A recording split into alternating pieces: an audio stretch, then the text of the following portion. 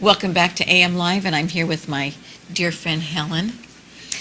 Helen, MsDemeanors. I am so excited about this book. I have been waiting for this book.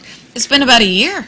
That's right. You've been working hard on this for about a year? I've been working hard for about a year. Yeah, ever since I finished Cry Dance and Dolphin, then I knew this one had to be done.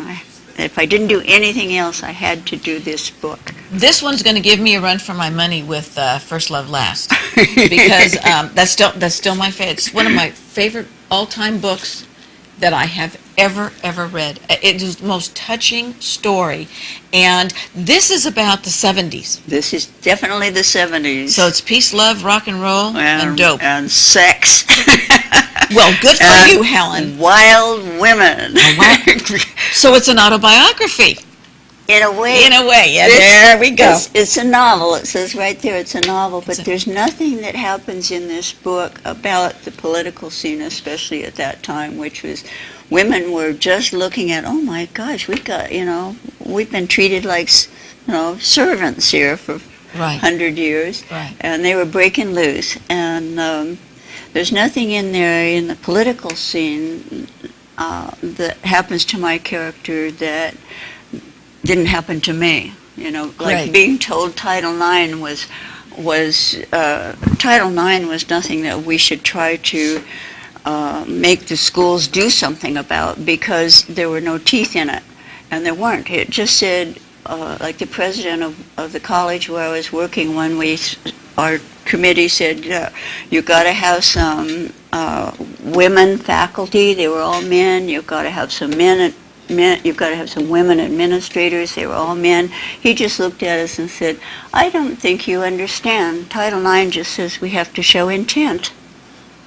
Wow. I can intent to do the dishes forever. Absolutely. And that's the way it was. Yeah, when you go back, and the 70s weren't that far back, when you think about some of the things that not only women but minorities have to go through and to break through. What a shame that we have to define people because of their nationality, their race, color, their sex, whatever. It's a shame. And from when you hear about that today, you think, where have you been? Yes. Didn't we get rid of all of this prejudice? It still goes on. But I guess it keeps rolling. So you take the philosophies of the women in the 70s, Gloria Steinem. I was part of all of that. Yeah. Right, and you bring it up to not up to date, but you write about it today, looking back in the 70s, and you have main characters. I take it. Oh yes. Oh yeah.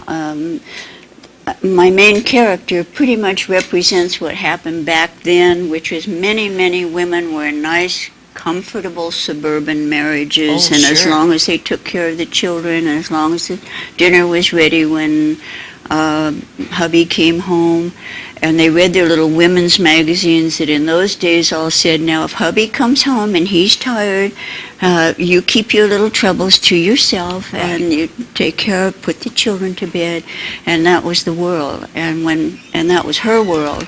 And then when Ms. Magazine hits, she's like, where have I been? Right. And she's out of there. Not only that, but Helen Gurley Brown really, and obviously Germaine Greer, but Helen Gurley Brown and I think Gloria Steinem, Gloria more on the intellect and the rights and this and that, and Helen Gurley Brown more on the hike your skirt up. You got legs, show them, and loosen up here. And loosen up, and if you want to go out to a bar with a bunch of girlfriends, you can do that now. It's not just the guys going out for a beer.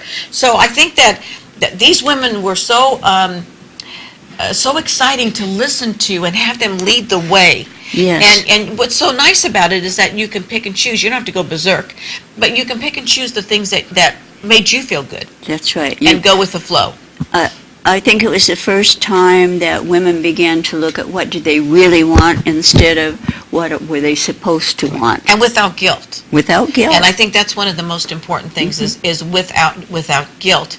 And I think that look how we've come today. In the 70s, women were just starting to two households working. A lot of divorced women, divorce was accepted, not like it was in my day and in your day where Yeah. it was like, oh, wow, you're divorced. You stayed thick and thin, whatever. But the 70s, it was liberating in many, many areas. Women stood up and they went out and campaigned. That's They went right. out and did different things, and it was really, really important. Actually, we learned it from the 60s when we watched the civil rights movement. Right. We watched how that happened, and Right. we watched how that worked, and many of us became part of that too. And we learned from that, and then we picked that up and kept going. Right. A lot of lessons, not only good reading and fun, but a lot of good messages and the truth. And I think that's what's really important for people to know. Now, where can we get Misdemeanors? This is mine. Misdemeanors will be in the local bookstores in about Great. 2 weeks. I have to Great. get it out there. It's also on Amazon. Wonderful, wonderful. And there's a lovely picture of you and Gloria Steinem in the back. And I think that's very, very exciting. And once again, my dear, you did us proud.